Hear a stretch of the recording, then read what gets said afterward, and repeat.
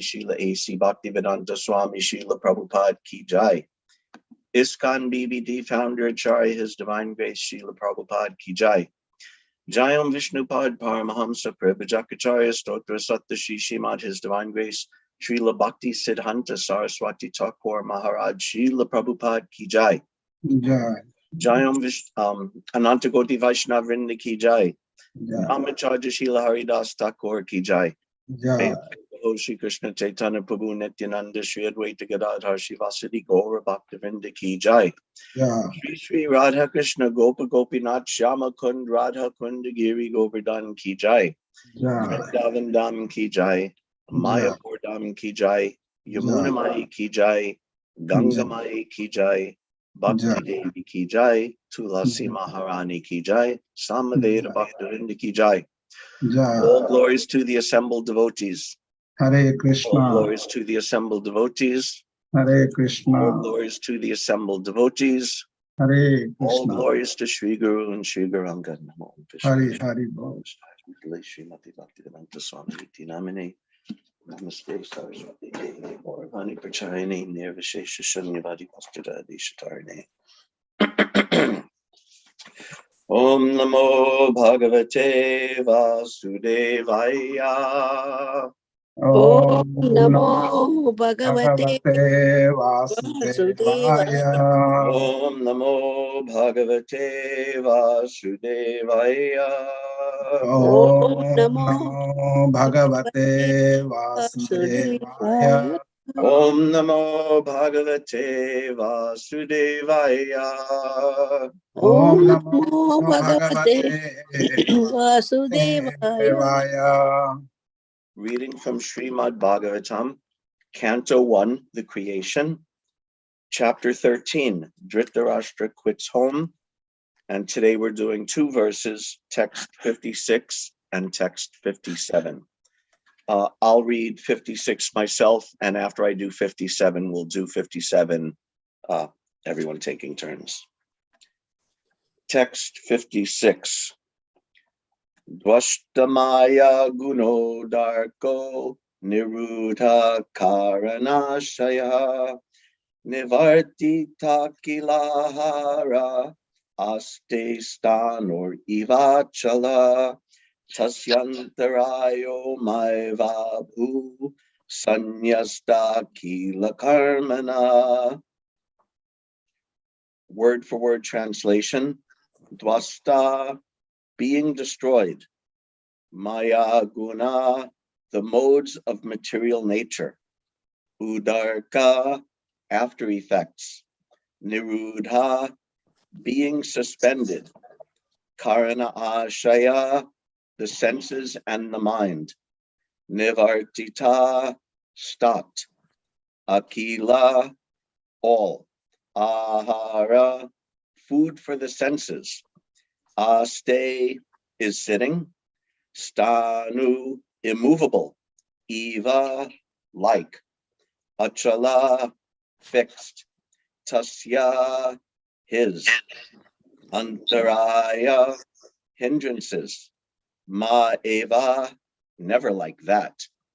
Abhu, be. Sanyasta, renounced. Akila, all sorts. Karmana, material duties. Translation. He will have to suspend all the actions of the senses, even from the outside, and will have to be impervious to interactions of the senses which are influenced by the modes of material nature. After renouncing all material duties, he must become immovably established beyond all sources of hindrances on the path. I'll read text 57 now and we'll come back to the purport. Text 57. Sava adyantanad paratak panchame hani kalevaram hasyati swam tachabashmi bhavishyati. Sava adyantanad paratak panchame hani kalevaram hasyati swam Tachabasmi bhavishyati. Sava Adyatanad Rajan Paratak Panchame Hani Kalevaram Hasyati Swam Tachabasmi Bhavishyati. Everyone chant, please.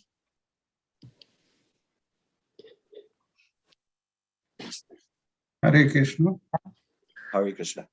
Sava Adyatanad Rajan Parata Panchame Hani Kalevaram Hasyati Swam Tacha Bhasmi Bhavisyati.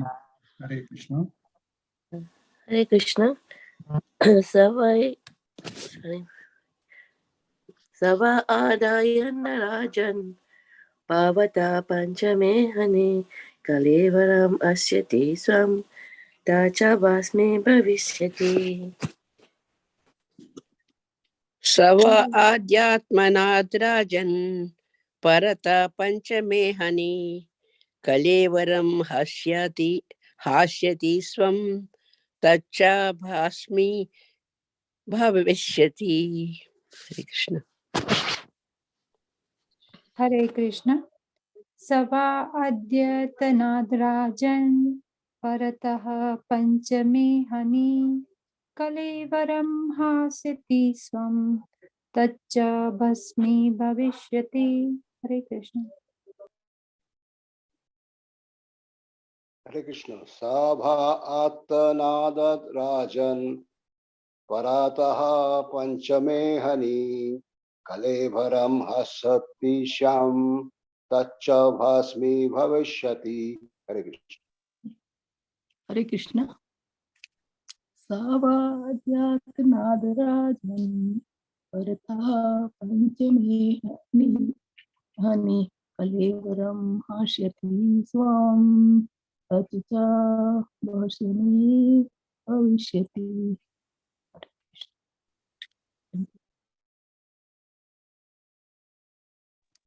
Anyone else? Savadyatanad Rajan Paratara Panchamihani Kalevaram Hasyati Swam Tacha Bhashami Bhavishyati.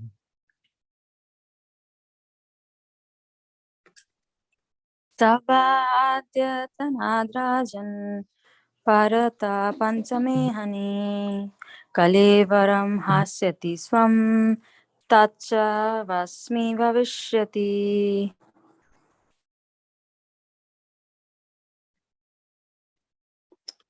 Very good. Word for word translation. Sa, he, va, in all probability. Adya, today. Tanat, from. Rajan, O king. Parata, ahead. Panchame, on the 5th. Ahani, day. Kalevaram, body. Hasyati, shall quit. Swam, his own. Tat, that. Cha, also. Basmi, ashes. Bhavishyati, will turn into. Translation. O king, he will quit his body, most probably on the 5th day from today, and his body will turn to ashes. Okay, now I'll do the two verses together, 56 and 57, with their purports.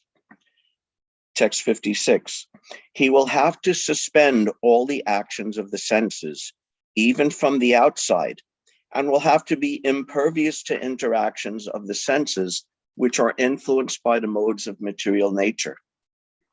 After renouncing all material duties, he must become immovably established beyond all sources of hindrances on the path.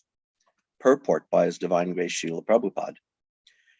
Dhritarashtra had attained by the yogic process the stage of negation of all sorts of material reaction.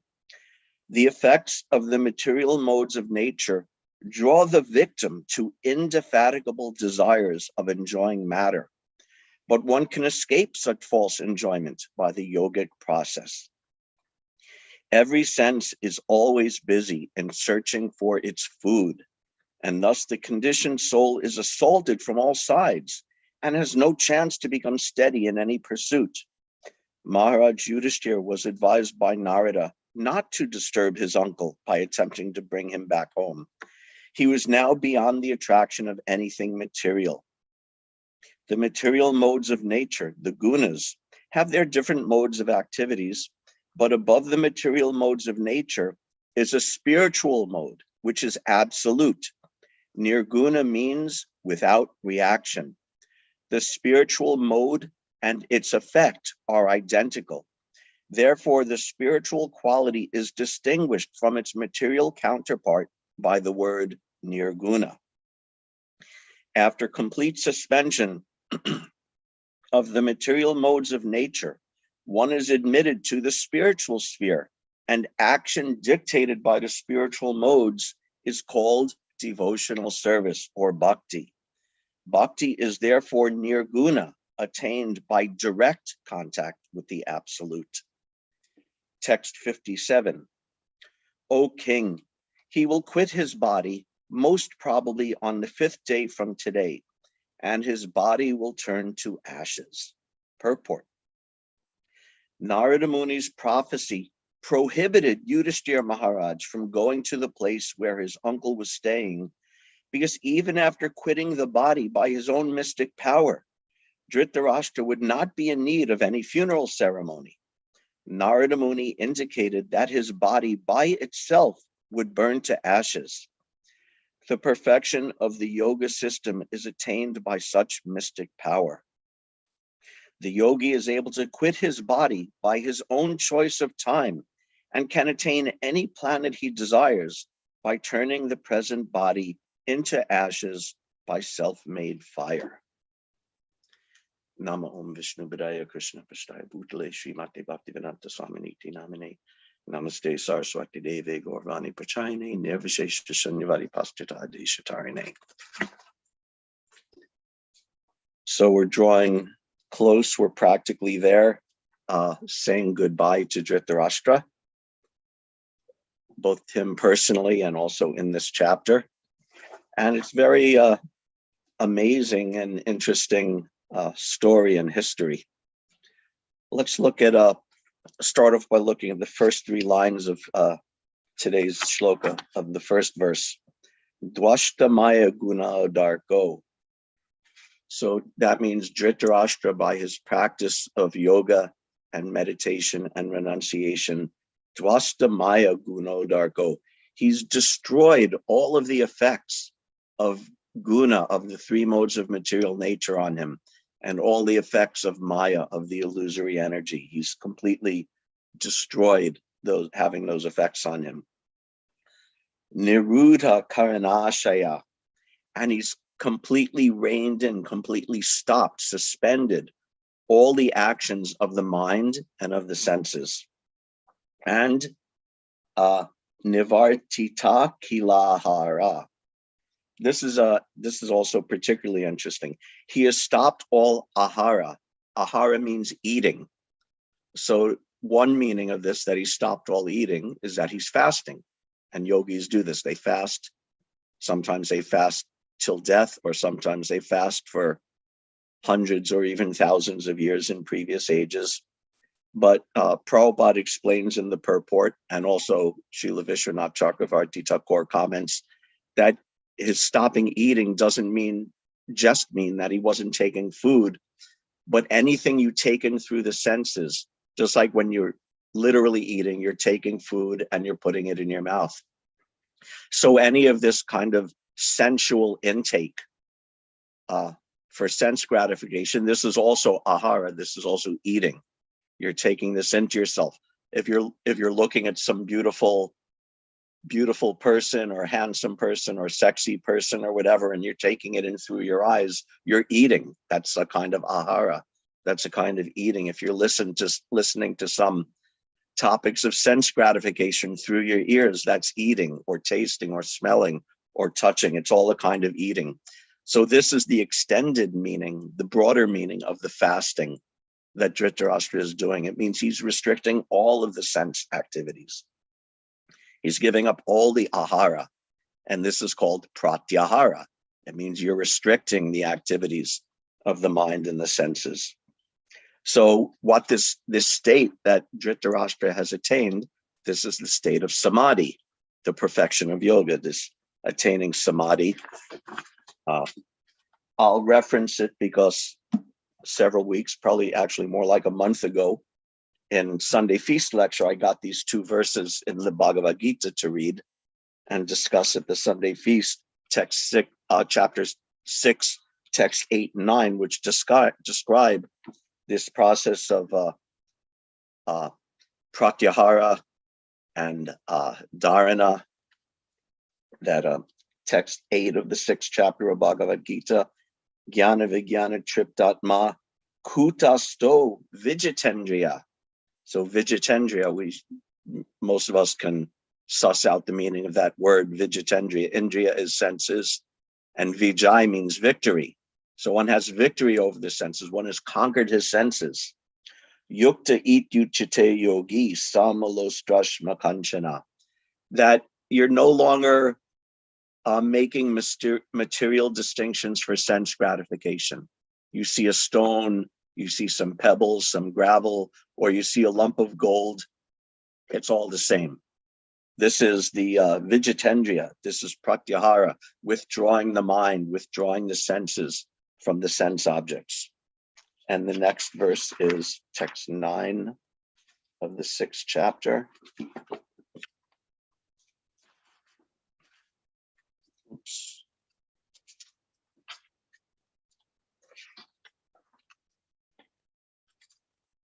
Sorry, these pages are so thin, I'm having trouble manipulating them. Surin mitra udasina madhyashta dvesha bandushu sarushapi chapapeshu sama buddhya vishishyate. And a person is considered still further advanced when he regards honest well-wishers, affectionate benefactors, the neutral mediators, the envious friends and enemies, the pious and the sinners, all with an equal mind. So the first stage is vijitendriya, conquering the senses. And the next stage is samabuddhi, that the mind becomes also completely equipoised, or conquering the mind, conquering the intelligence. So these are the stages of the yoga system, culminating in samadhi, where all of these are perfected and the mind becomes completely fixed without moving at all from the object of meditation. This is also described in today's verse. Aste stanor ivachala is the words in text 56. Aste means sitting or residing or being situated. Now, this is not just the yoga asanas, because the yoga asanas were mentioned in the previous verse. So this aste is something different. This is being spiritually situated, not just being situated in Padmasana or this asana or that asana. Asan stanor ivachala. Stanor means fixed, like a rock, like a pillar, like a tree trunk is immovable. Ivachala. Chala means something that's moving. To move, to walk is chala. Or even like being flighty or being whimsical, like that is chala. And achala means being immovable and immovable things. Just like some examples, this word achala is interesting. We know mountains are called achala. In southern India or central India, I guess it is, there's Arunachala mountain, Aruna Achala. Achala means a mountain because it's immovable. And this is a reddish colored mountain, so it's called Arunachala. Or Himachala is the Himalayas. Mandarachala, Mandara mountain is called Mandarachala. When Dvivida gorilla attacked Balaram and he ripped up a big tree, and he took that tree and he smashed it on Balaram's head. And the Sanskrit says Balaram was achala. He was immovable like a mountain. Despite being smashed over the head by a tree, he was achala, immovable like a mountain. Krishna book says, the gorilla could understand that now Balaram was going to attack him. To counteract Balaram, he immediately uprooted a big oak tree, and with great force he came and struck Lord Balaram's head. Lord Balaram, however, immediately caught hold of the big tree and remained undisturbed, just like a great mountain. So how does something become Achala? Whether Balaram becoming Achala under the assault of Dravida, or the yogi becoming immovable, and fixed in position so strongly, despite Maya Gunadarko, despite the pushings and the urgings and the whippings of the senses and the sense objects and the whippings of the material nature. How does something become Achala? By becoming heavy, becoming fixed, becoming more powerful than the thing that is attempting to move it. If you beat a mountain with a feather, you're not going to move the mountain, because the mountain is stronger and denser and rooted, and the feather is light. So what does that mean for the living entity? For the living entity, that means it's very, very difficult to become fixed like this, because we are so tiny by nature, and we are so chanchala by nature. Chanchala is the opposite of achala, that we're so flighty and able to be swayed from one to the other. We're tiny in size, we're tiny in nature, although we're spiritual. We're tiny because our free will can become corrupted. Our nature, our perception of ourself can become corrupted. And when that happens, in that tiny size and that tiny ability to resist the hurricane of Maya and the hurricane of senses and sense gratification blowing us, is so difficult. So it's so difficult. So that means for a yogi to do this, this is in one sense a great accomplishment, an amazing accomplishment. Therefore, when Vidura saw this quality in Dhritarashtra, the word ascharyam is used. He was amazed. He was completely amazed to see that Dhritarashtra had attained this. Now, the soul by nature is achala, is actually unmoved in its position. But like I said, when we, under illusion, if we forget our actual nature, then we could get blown all about the universe, from universe to universe, and from life to life, and species to species, and situation to situation, we're blown about. But our nature is to be fixed. This is described Bhagavad Gita 2:24. Achalo yam sanatana, that achedo yam adayo yam, akledo shosya evacha, that the soul cannot be broken by any weapon. It cannot be moistened by water. It cannot be cut apart. It cannot be withered by the wind. Nitya sarvakata stanor. Stanor, that same stanor is used today also. Aste stanor. So again, what is it? Nitya sarvakata stanor. He's eternal. He's can be present anywhere in the universe, and he's fixed in nature. Stanor, achalo, he's unmoving. Yam sanatana, and he's eternal. But when we forget that, then we forget our fixed nature, our unmoved nature. Then it's so difficult to control the mind, to control the senses, to control the body, because the material nature is so strong and so powerful.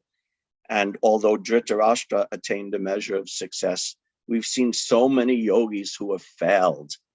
So many yogis, big yogis who are meditating, and then some heavenly damsel comes and he hears the tinkling of her ankle bells, and all his meditation goes to hell. So very difficult. Daivi hiesha gunamai mama maya darateya.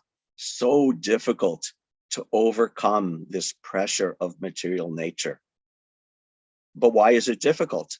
We're achala, we're stanor by nature. So why is it difficult? Because we've forgotten that nature, but Daiviyesha gunamai mama maya dharatya mam eviye prapadyante maya metam trantite.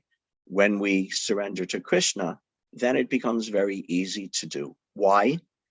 We're jivas, we're tiny, we're able to be blown about by the winds of Maya so easily, but Krishna is the source of everything. He's the most massive and the densest and the most powerful, that nothing can move him without his will. So if we take shelter of him, then we're protected from these blowings of Maya. So let's see.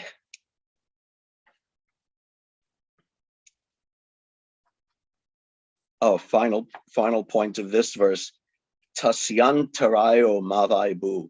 That Dhritarashtra, he surpassed all of the hindrance, like all these things, sense gratification and the pushings of the body and the senses. These are all hindrances in the path of yoga and in the path of any spiritual path. These are hindrances. Dhritarashtra surpassed all of them. And actually, Srila Vishwanath Chakravarti Thakur comments that another meaning of this is Narada Muni is saying to Yudhishthir, not only Dhritarashtra has surpassed all hindrances, but he's telling Yudhishthir, make sure that you don't become a hindrance for Dhritarashtra. Because if you go there, and you could just imagine Yudhishthir touching his feet and begging, oh, my dear father, please come home, I'll take care of you, thinking that he's doing good, but that'll be a hindrance because that could very well destroy Dhritarashtra's renunciation and realization, especially someone with a history of Dhritarashtra. It's not very hard to imagine him falling into that illusion again. So Narada is telling Yudhishthir, don't you become a hindrance. And Prabhupada also says that, brings up that point in the purport. Let's see if I could find it quickly or not. Maharaj Yudhishthir was advised by Narada not to disturb his uncle by attempting to bring him back home. He was now beyond the attraction of anything material. So this is the advanced state that Dhritarashtra had attained, the perfection of yoga, in the sense of Ashtanga yoga, that he had actually attained samadhi, and he was actually able to turn his body to ashes, bhashma bhavishyati. Narada says probably in 5 days. I have no idea why he said probably, if he was uncertain or he was allowing for some variation or he was guessing, I have no idea. But he said probably in 5 days, he'll just burn to ashes through his own yogic power. And this is how everyone's body ends, ashes. What's that? Vid krimi bhashma. Bhashma, the body ends up as ashes. If you're part of a civilized culture, like Indian culture, then the civilized end is to burn the body at the time of death and the body becomes ashes. Or if you're mostly in the Abrahamic religions, the process is to bury the body. And when you bury the body, krimi, then the worms come and eat the body. So the body, instead of become ashes, it becomes worms. Or the third option, it's is it the Jains who have they call them towers of silence. And they take oh no, not the Jains, who is that? Who can refresh? What's that small religion in India? Parsi, yes, thank you, the Parsi, exactly. They have the Tower of Silence. They have these big, tall structures, and they actually take the corpse up to the top of the tower and leave the body there, and the vultures come and eat it. And then that way, the body becomes stool. So vid, krimi, bhashma, the body ends up as stool, or as worms, or as ashes. This is the end of all the bodies. But the yogi, his end is glorious. Although the body becomes ashes, the soul, by his own control, by his own will, goes on to, if he's sufficiently advanced yogi, goes on to the state of nirguna, beyond the modes of material nature. So, and like I said, for Dhritarashtra to do that, Vidur was amazed and astounded to see that. And it's also said that he was both happy and sad to see it. Happy because his brother had attained some degree of liberation from his material suffering, so he was happy. And he was also sad because of normal family affection. Oh, I've lost my brother. And but there's another reason he was sad as well. That sadness was also because Dhritarashtra, throughout his whole life, was so offensive, so awful and sinful and terrible in the way he treated the Pandavas and the devotees of Krishna. Because of that tremendous offense that, we can barely calculate what an offense to conspire to kill Krishna's greatest devotees. Because of that offense, he was only able to take to the mechanical process of Ashtanga Yoga and was unable to directly attain the stage of Bhakti Yoga. He was able to attain Nirguna. Nirguna is an advanced stage beyond material contamination, but that's merely a stepping stone to the stage of actually attaining bhakti. Prabhupada says, let's see. After complete suspension of the material modes of nature, one is admitted to the spiritual sphere, and actions dictated by the spiritual modes is called devotional service or bhakti. Bhakti is therefore nirguna, attained by direct contact with the absolute truth. This is the point. Bhakti is nirguna through direct contact with Krishna, through Krishna's service, Krishna's holy name, Krishna's deity, Krishna Katha, Krishna's devotees, Krishna Prasad, all the myriad ways that we contact Krishna directly. This is nirguna, through direct contact with Krishna. But Ashtanga Yoga is attainment of nirguna through the mechanical process of yam, niyam, all these 8 steps that yogis do up through samadhi. And that's merely a stepping stone. Then if the yogi is fortunate, then he could come to the stage of devotional service. Let's see, what's that? Bahunam janmanam ante gyanavam mam prapadyante vasudeva sarvamiti sa mahatma sudurlabha. You could be a jnani. A jnani means a yogi who has attained the stage of samadhi. After many, many births of doing that, then maybe you can understand Krishna is everything and then surrender to Krishna. So therefore, Vidura, although he was happy at Dhritarashtra's liberation, he was sad because he wasn't able to come to the stage of actual direct devotional service. And why was that? Again, because he was so offensive to Krishna's devotees. So offensive. Being sinful is actually, in the grand scheme of things, not a very big obstacle to being a devotee and even attaining the stage of pure devotional service. Mrigari the hunter was so sinful, killing animals and or not even killing them, wounding them so they would flop around in a painful state, and he would watch their suffering and enjoy their suffering. How sinful is this? But once he took up devotional service, it wasn't actually very much of an obstacle.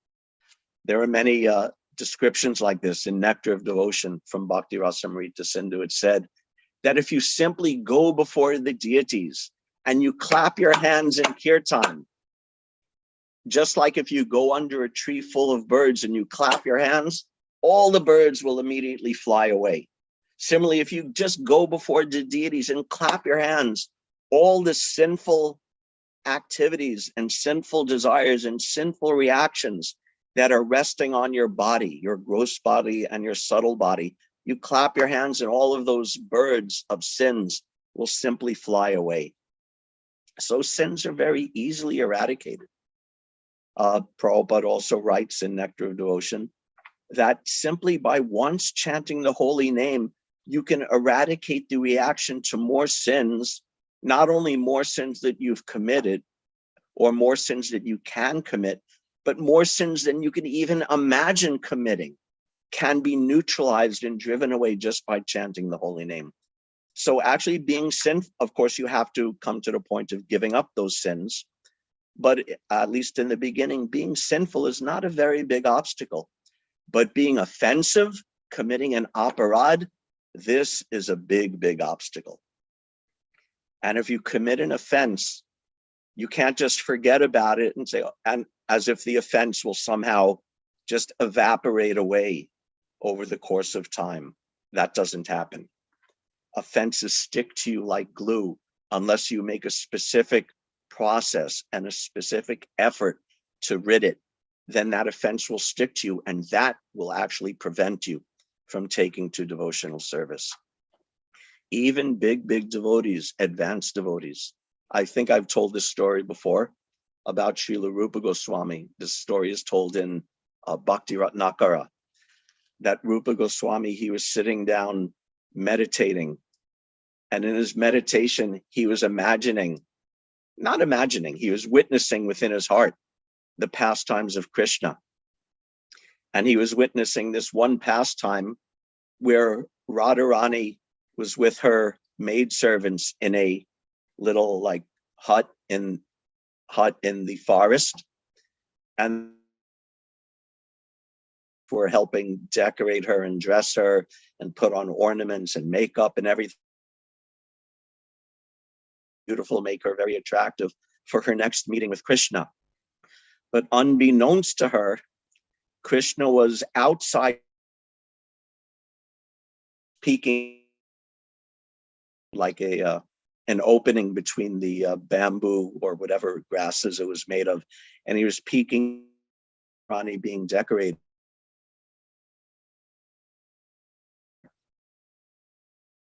So decorated her Radha to see. He saw her mirror. Krishna was peeking in through the window, and she immediately jumped up, startled, and was embarrassed, and all the gopis were laughing at that. And when Rupa Goswami saw that pastime in his heart, he also started laughing at that funny pastime. And just at that moment he started laughing, it so happened that an old Brijavasi devotee was walking by. And this devotee was very elderly and partially lame. So he would walk in like maybe he had a stick, or he would walk in a crooked way or a limping way. So just at the moment he walked by, it so happened that Rupa Goswami started laughing at this pastime within. And that elderly Vaishnava thought, I know I walk funny, but why is the elevated devotee Rupa Goswami laughing at me? That doesn't seem very nice. Anyway, that elderly Vaishnava didn't even take it very seriously. And he went on walking, went on with his business. But just as that, at that moment, Rupa Goswami's meditation broke. And he thought, oh, I was enjoying witnessing these pastimes of Krishna. Now I can't see them. And he tried repeatedly to enter that meditation again and again, and he was unable to. So he went to his elder brother, Srila Sanatana Goswami, who he considered to be like his guru, and he explained what had happened. Why can't I enter Krishna's pastimes? And Sanatana Goswami said, there's only one explanation. You've committed an offense. You've committed aparad, because that's the only thing that can prevent you from engaging in devotional service like this. Rupa Goswami said, but if I did, it was unintentional. I don't even know what I did. So how can I find the person and how can I beg his forgiveness? I don't even know what I did or to whom I did it. So Srila Sanatana Goswami suggested that you hold a festival and you invite all the devotees and you see the devotee that does not come. So he did that, and this elderly Vaishnava didn't attend. So Srila Rupa Goswami sought this elderly Vaishnava out, and he fell at his feet and begged his forgiveness.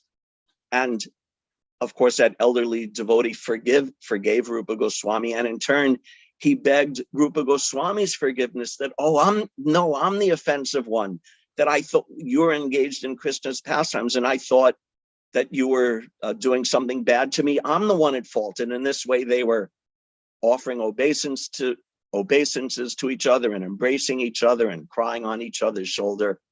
And the whole thing was resolved. So offenses don't just go away automatically. You have to recognize the offense. You have to remediate the offense. You have to solve the offense and apologize for the offense and rectify the offense. And this is what Dhritarashtra did not do. Therefore, he was excluded from either the ability or the willingness or the desire to engage in actual devotional service to Krishna. Now, there's another person who is also a big, big king, who is also very self-centered and maybe had an overly big image of himself, an overly overactive false ego. And he was a great king. And just like Dhritarashtra, when he didn't get the kingship, he was envious. When his son didn't get the kingship, he was envious. So this other king also, when he didn't get what he felt was his right as a king, that as king I deserve such and such and I'm not getting it, he also became angry and envious, just like Dhritarashtra. And just like Dhritarashtra plotted and planned and executed activities how to kill Krishna's devotees, so this other king also made plans and actually carried out actions to kill Krishna's dearest and most intimate devotees. So who is this great king that I'm thinking of? I'm thinking of Lord Indra. Lord Indra, Krishna saw his father and the Brijavasis arranging a sacrifice to Indra. And Krishna said, "Dear father, why are you wasting your time with this? Don't do this sacrifice to Indra. Indra's nothing. What has Indra ever done for us? Just do the sacrifice to Govardhan." And Indra became so envious and so hateful and so angry, he actually made first they did the Govardhan Puja. And Krishna did it for, like all of Krishna's pastimes, he did it for many reasons. And one of the reasons was to teach Indra a lesson, that he was this envious, hateful person, like Dhritarashtra in so many ways. And that sacrifice went on, and they did the blissful, wonderful Govardhan Puja. And then the day after that was Bratra Dvitiya, and Krishna's cousin Sunanda, who was the daughter of, I can't remember which one of Nanda Maharaj's brother, so Krishna's cousin. Bratra Dvitiya is a day when sisters will worship their brothers. So Sunanda called Krishna and and Balaram and all of the cowherd boys, and she arranged a big, beautiful, lavish feast, and she sat them all down on the banks of the Yamuna, and she personally cooked and personally served Krishna and Balaram and all of the cowherd boys. And it was such a wonderful event and such a wonderful feast that Madhu Mangal, who was there, we know Madhu Mangal is very fond of delicious prasad. And Madhu Mangal said, "This sister of yours," she was cousin, but in Vedic culture, cousin is like sister. Sometimes Prabhupada would use the expression cousin brother, that the person's a cousin, but the relationship is like brother. So Madhu Mangal said, this sister of yours, Sunanda, first he offered her all blessings as a Brahmin, and he said, "I wish that you had thousands and millions and unlimited sisters like this Sunanda. And I wish that every day was Bratra Dvitiya, so we could enjoy a feast like that." He said, "Even yesterday, we had such a wonderful feast at that Govardhan Puja, but this feast even surpasses that. And I want a feast like this every day." So they had this wonderful festival. But while this festival is going on, Indra is stewing and angry and hateful. So he calls the Samvartika clouds, and he goes there riding on the back of Airavata, and he calls the storms, and he tries to, literally, he's trying to murder the residents of Vrindavan.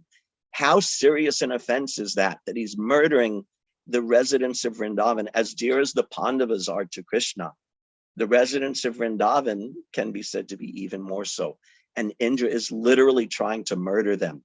And he pours down the rain, and Krishna lifts Govardhan Hill, and he holds it up for the 7 days. And Indra is baffled in his attempt. And finally, after 7 days, he realized, this is not working. Or as Prabhupada says very humorously in the Krishna book, he said, Indra was thunderstruck, which I think is a cute pun, a clever pun, that Indra was thunderstruck, and he gave up the reins and he called them off. And Krishna set down the Govardhan hill, and Indra was bewildered. He was starting to realize that perhaps he had made a mistake, which Dhritarashtra never did. He never had that realization, but Indra was starting to get that realization. First, he heard from Lord Brahma. He met Lord Brahma on the top of Mount Meru, and Lord Brahma instructed him about the nature of Krishna.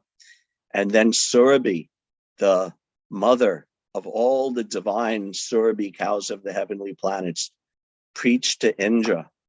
And it said, you've really done wrong. You need to go to Krishna, and you need to submit yourself with all the humility at your command and admit your fault and fall down like a stick at his lotus feet and beg forgiveness. So let's see now. After Krishna set down Govardhan Hill, that was on the Navami. Then the next day on the Dashami, all of the men of Govardhan, all the men of Vrindavan held an Ishtagosti, and they submitted before Nanda Maharaj that Nanda, who is this son of yours, this son Krishna? We cannot understand him at all. He has this amazing power, greater than the demigods, more powerful. He personally demonstrated that he was more powerful than Indra. And yet he's also crawling around and running around like a little baby. And if we don't feed him, if we don't give him a sweet, he starts crying, and he's stealing yogurt and milk. So is he a little boy? Is he a demigod? Is he the Supreme Lord? We don't know. We don't understand. And they had this big Ishtagosti, and Nanda Maharaj conveyed to all of them all of the teachings that he had heard from Gargamuni at the time of Krishna's name giving ceremony. And after hearing that and understanding all that, all the cowherd men were enlightened and enlivened, and they said, it's so nice how Prabhupada does it in that short chapter of Krishna book, Wonderful Krishna, describing that Ishtagosti, and he finishes that, let us all live peacefully under the protection of wonderful Krishna. So that was on the Dashami. And then on the next day, the Ekadasi, which was Friday, was the anniversary of that day, that Ekadasi. So the Govardhan Leela is finished. The Ishtagosti is finished. And the next day, Ekadasi, Krishna wakes up very early in the morning, and he's thinking, Govardhan Hill is Haridasa Varya, is my very best of all my devotees, Haridasa Varya. And he had to endure so much, all the rain lashing down on him for a week, and powerful thunderbolts crashing down on his body for a week. And he was feeling so much pain in his heart that Govardhan Hill, Haridasa Varya, Govardhan, had to endure this. And of course, we also heard on Govardhan Puja Day, we also heard from His Grace Vishnu Gadaprabhu, how actually Govardhan didn't feel any pain or inconvenience at all, as he was directly protected by Krishna and touched by the hand of Krishna. But still, Krishna was thinking like this, that Govardhan had to endure so much. So very, very early in the morning, he got up before anyone else was up. He got up early and he went out to Govardhan Hill to, I guess, kind of do an inspection, see what Govardhan Hill had endured. So he was there by Govardhan Hill all by himself. And Surabhi said to Indra, now's your chance. Krishna's all by himself, because Indra, maybe he would be a little ashamed to admit his fault in public, or to make a public declaration of what a jerk he had been. So Mother Surabhi said, now's your chance. Krishna's there alone. He's at Govardhan Hill. You go there and you offer obeisances and you beg forgiveness. So Indra came and he fell down like a stick. I think Bhagavatam and Krishna book says that it was like a golden rod falling down at the feet of Krishna. And this is described by Srila Vishwanath Chakravarti Thakur. That when it's actually kind of funny. When Krishna saw Indra, Krishna said, oh, Lord Indra, how merciful of you that you have come to bless me with your darshan. I'm nothing but a naughty, talkative little child. I'm so naughty and a talkative child and unqualified. And not only that, I tried to stop your sacrifice. How bad am I? But still, you've so mercifully come to grant me your darshan. So these words were so devastating to Indra to hear his own criticisms of Krishna thrown back at him like that. And he felt so humbled and so like it just completely dismantled his false ego hearing Krishna spoke like that. And then he fell down and then he stood before Krishna with folded palms in supplication, and with all the humility he had, he offered, just very beautiful prayers. And Srila Sridhar Swami said that the essence of those prayers was that Indra was saying that I used to think that you had offended me, that you were the offender. But now I see that everything you have done was simply for my benefit. So this is the difference between Indra and Dhritarashtra. They were both so great offenders. But Dhritarashtra, he never rectified his offense. Therefore, he could simply perform the mechanical yoga process. But Indra was able to admit his offense and fall down before Krishna and beg forgiveness with all the humility at his heart and with tears in his eyes and with his false ego reduced to ashes, and beg forgiveness, and not just beg forgiveness, but then he and Surabhi, they performed the coronation ceremony for Krishna, installing Krishna as Indra. Although Indra more or less officially retained the post, Indra admitted, I'm not Indra, you're Indra, because Indra means the king. So you're Indra, and you're the Indra of the cows. Gava Indra means Govinda, and you're the Indra, the king of this land, the land of Vrindavan, and the king of all the land. You're Govinda. So this is the difference between the offense of Dhritarashtra and the offense of Indra. Indra, whatever faults he may have, and they're numerous, but at least we get this example from him that he recognized his offense and he worked to eradicate that offense. And therefore he was able to continue in his position and continue as a devotee, because the demigods are great, great devotees. Nectar of Devotion, Bhakti Rasamrita describes that at the stage of Dasya Ras, when one considers himself to be a servant of Krishna, everyone is a servant of Krishna, but Dasya Ras is one has a particular relationship with Krishna as the servant. And Prabhupada and Srila Rupa Goswami described there are 4 types of those servants: Adhikrita, Ashrita, Parishad, and Anuga. 4 types of servants. Starting from the highest is Anuga, means those servants who are Krishna's most intimate, friendly servants in Vrindavan, like Krishna's servants who are helping him in his pastimes and helping him to meet with the gopis and helping to carry on so many of his wonderful Vrindavan activities. But they're servants, they're in servitude to Krishna. So those are the topmost, the Anugas. Below that are the Parishads. These are friends that are Krishna's advisors. The topmost of these is Uddhava. And since we're on this chapter now, Vidura should be mentioned also as one of the prime Parishads, or advisors or ministers of Krishna. Actually, aside from Uddhava himself, Vidura is the topmost advisor of Krishna. Below the Parishad are the Ashrita. These are devotees who recognize that they need to take shelter of Krishna. Just like I was describing early, that if we don't take shelter of Krishna, then resisting the waves of Maya is practically impossible.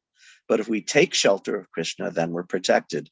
So these kind of servants are called Ashrita. They recognize the need and the desire to take shelter of Krishna. And the 4th kind of servant is Adhikrita. These means the demigods, who are all servants of Krishna. And Krishna has given them an official post, an official position where they carry on some universal management as service to Krishna. So that's Indra. So it's not a small thing. He's actually a Dasyaras. He's a servant of Krishna, which is a very glorious and elevated position. And mistakes he may make and fall downs he may have, but he comes to his senses and he admits his fault and he regrets his fault and he remedies that fault. So Prabhupada, there's one verse in Bhagavatam, Tarasmasaram Hridayam Padedam Yagriyamanar Harinam Deyai Navikriye Tata Yada Vikaro Netre Jam Gatru Heshu Harsha. And that verse states that when you chant the holy name of Krishna, here's what should happen. You should immediately go into ecstasy.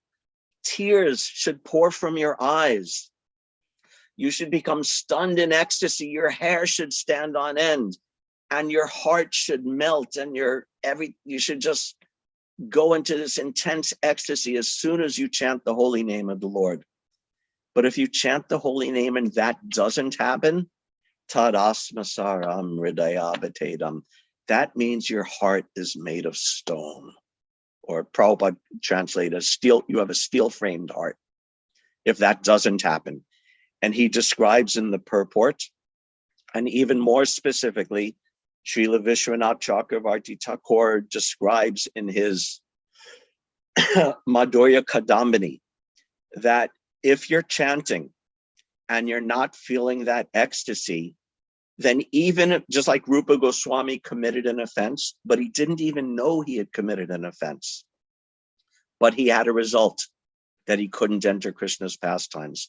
So if we're chanting and we're not feeling that ecstasy, we can understand from that, even if we don't think we're offensive, even if we can't remember our offense, even if we don't believe we committed an offense, we can assume from that result that we have committed an offense. Prabhupada says in the purport to that verse, he says, if the reaction does not take place, even after continuous hearing and chanting of the holy name of the Lord, it may be considered to be due to offenses only. That is the opinion of the Sandarbha. And then Vishwanath Chakravarti Thakur in Madhurya Kadambini says, it is unacceptable if anyone claims that he does not commit any of the offenses against the holy name, because everything is easily judged by its results, whether of recent or past actions.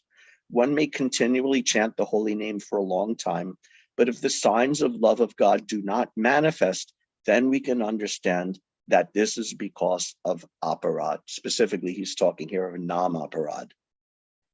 So we can learn the determination to pursue our spiritual practices from the example of Dhritarashtra, but we can also understand and learn what not to do through the example of Dhritarashtra. If we want to take to the process of bhakti, we have to learn from the example of Indra to find out what is my offense and correct that offense and rectify it and humbly beg the forgiveness of the offended person, whether it's a Vaishnava or whether it's the holy name, and work to eradicate those offenses and make sure they don't come back. Jai, Hare Krishna. Thank you very much, everybody, for your kind attention. Is there any questions or comments?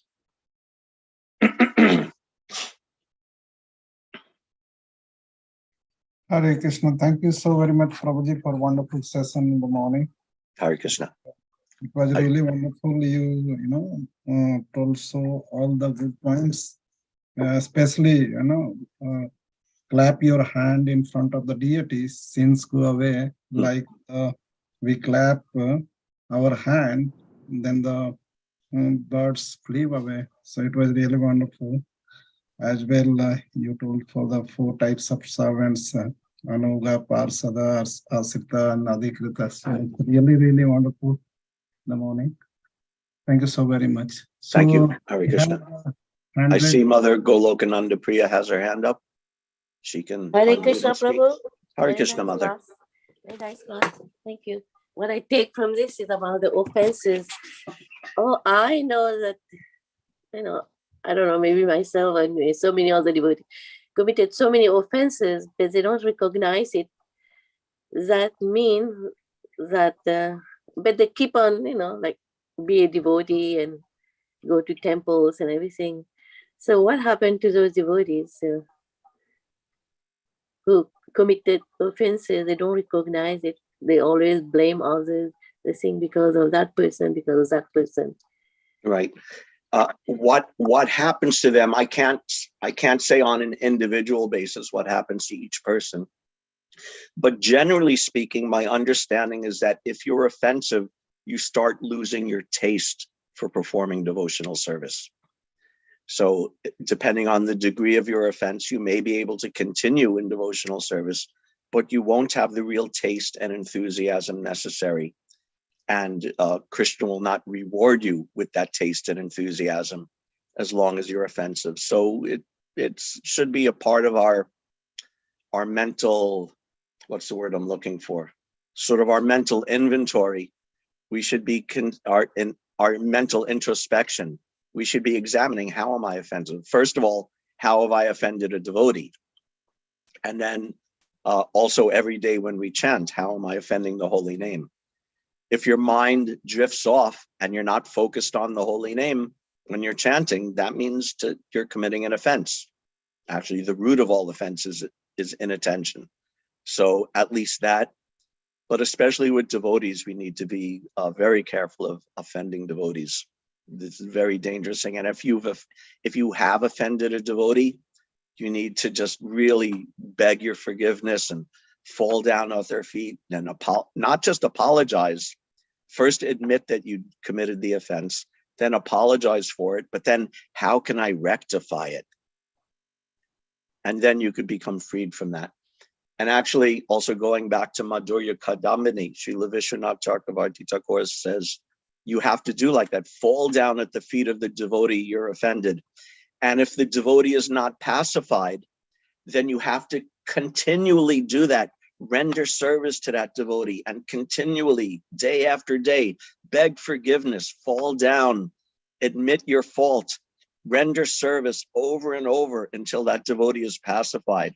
And he says, and then if it so happens that that devotee you've offended, if he passes away and dies without having granted you release from your offense, then you have no choice but to take full shelter of the holy name 24 hours a day. So we have to be very careful in our dealing with devotees. We have to be very careful in our chanting of the holy name, or we'll lose our taste, we'll lose our enthusiasm for performing devotional service. And without that, then how long we can keep it up is debatable. Is that okay? Does that help at all? Yeah, and another thing that follow up this question is that sometimes we have the tendency, we don't know we're committing offenses or not. We talk, we have some opinion about other devotee. We talk to other devotee, like Srila Rupa Goswami, he was not even laughing at this devotee, then he was suffering from the offenses. What about us? Sometimes we just talk about the devotees, we just observe some flaws and we just talk about it. This also. So that's why we have to be careful how we talk. Sometimes it's true, something may happen inadvertently, and Krishna's intelligent. Krishna also knows if we've done something innocently or done something accidentally, or on the other hand, if we've done something maliciously. Krishna knows that, and he knows how to arrange for us, or if necessary, how to punish us, how to rectify us.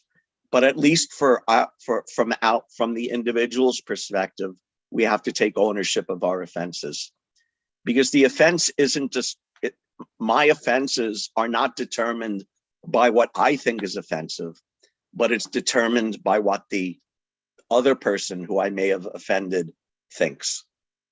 Even if I may think, oh, that's not just, or that's not fair, we need to give that more weight than my own opinion, because I'll always rationalize for myself why I'm innocent.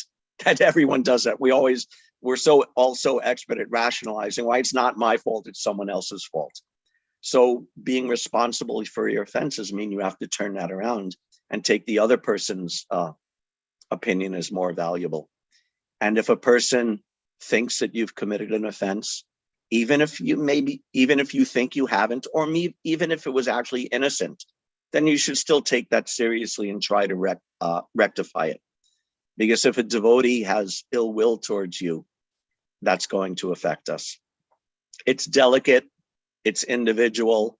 Like I said, sometimes it may actually be innocent, and maybe it's not as big or not as important, but it's important to take the principle very seriously. Hare Krishna. Anything else? It's a little late, but anything else? One more question or comment? Yes, Drona Prabhu. Thank you, Acharya Prabhu. Hare Krishna. Wonderful class. I really learned a lot from it. And the examples that you used, the pastimes that you quoted, really left a strong impression. Thank you.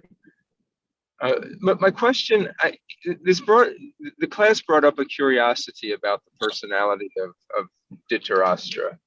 And